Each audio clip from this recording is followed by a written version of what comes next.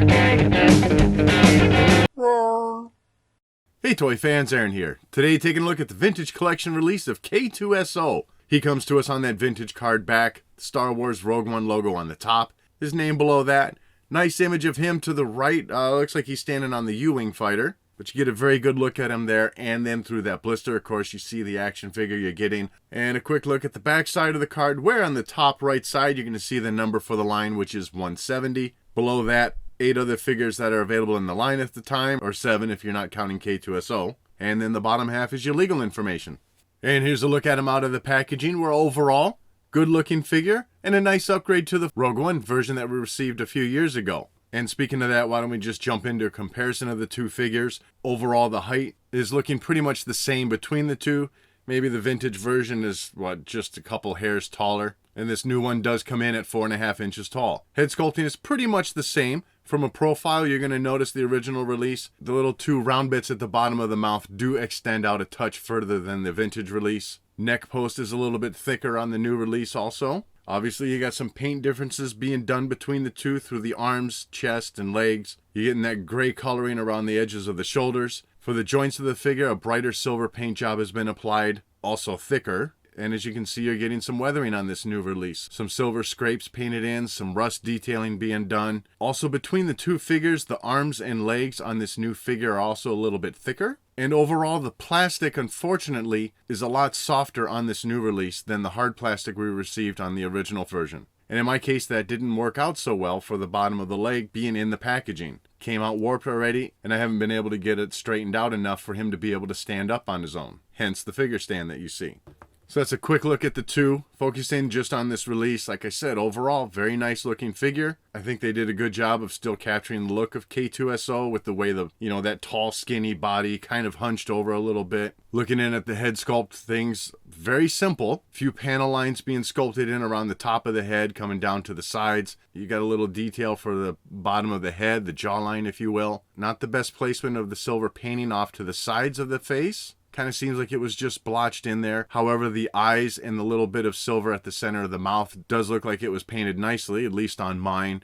And then left side of his head, you got a little red dot placed in there. For the arms and chest of the figure, I'd say this is where things certainly start to shine on this release. I love the two-tone gray painting that they applied at the edge of the shoulder. Much more movie accurate than what we originally received on that Rogue One release. You still get the Imperial symbol painted on the sides of each shoulder. And then there you can see a closer look at the silver scrapes that are painted in. As far as the elbow and wrist joints, I don't like the bright silver that they used this time. It should be a bit duller than what we were given. And also, unfortunately, at the edges of that painting, it's kind of sloppy. It's not very well placed. One thing different that I don't think I mentioned in that comparison of the two figures, this time around, those joints in the elbows and even at the legs, as you'll see in a bit, are filled in. On that original release, it was hollowed out like it should be. Unfortunately, not the case here, but I understand it due to them giving us the added articulation. And then you get down to the forearms of the figure, you got some rust painted in, and then the rest of it is just basically panel detailing that's being sculpted in. So it's, nothing overly intricate, but certainly what it needs to be.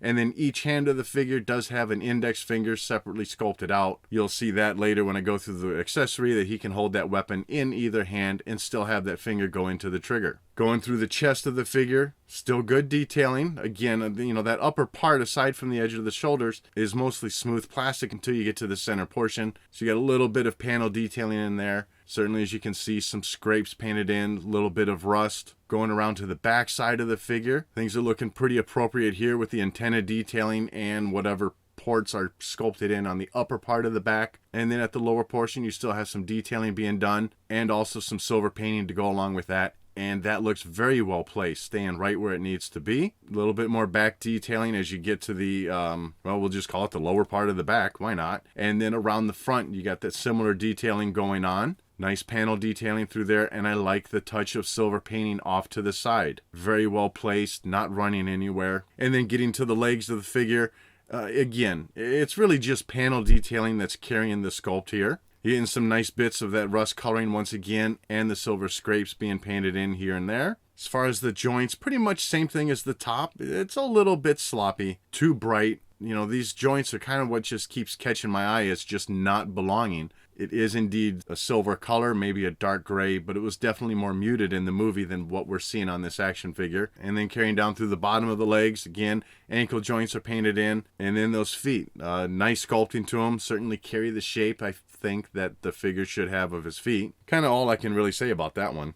As far as articulation, head's going to swivel all the way around. You get some movement up and down and even side to side, and that is a double posted neck. So you've got your articulation at the base of the head and then ball jointed into the chest where he can, rotate all the way around. At the shoulders, you get your full rotation there, and they raise up just a little bit. You got hinge and swivel at the elbows, and same for at the wrist. Full swivel at the waist, along with some crunching forward and back and side to side. Again, another ball joint in there. For the thighs going into the hips, you get a full rotation, and you can even raise them up and down. Great range of motion with the knees with the hinge movement, and you get your swiveling. And for the feet, same thing. Good range of motion forward and back, and you get your rotation. As for accessories, it does come with a blaster. Certainly looks like the one that K-2SO gave him in the movie. Decent detailing to it. You have a fair amount of lines sculpted in there. Nice shape to the blaster. No other special weathering being applied to it. And as I mentioned earlier, with them sculpting in that trigger finger, no problem holding this weapon in either hand. So overall for me, like I said, I think it's a very nice looking figure. It's a good upgrade, especially with the, I like that added detail of the gray paint in at the edge of the shoulders, the added weathering applied to the figure with the rust and the metal scrapes on it, and certainly the added articulation. Unfortunately, this time around, they just used too soft of plastic. I much prefer the hard plastic that we received on that original figure. And for me, it already has caused problems. I have to use a figure stand to keep them standing up because my hairdryer just isn't hot enough to get that plastic back into shape. That is something, though, it's probably going to vary for everyone out there, how it comes out of the packaging. So that's going to wrap this one up. I'd love to know what your thoughts are on this figure in the comments section below. And as always, thanks for watching.